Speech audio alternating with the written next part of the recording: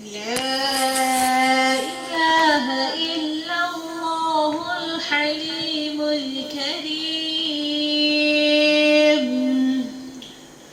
سبحان الله رب العرش العظيم.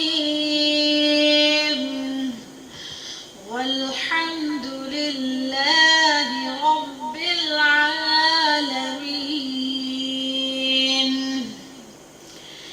أسألك موجبات رحمتك وعزائم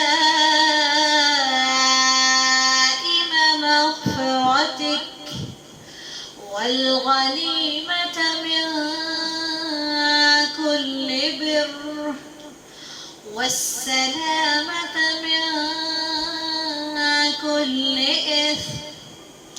لا تدع لي ذنبا إلا غفرته ولا هما إلا فرجته ولا حاجة هي لك رضا إلا قضيتها ولا حاجة هي لك رضا إلا قضيتها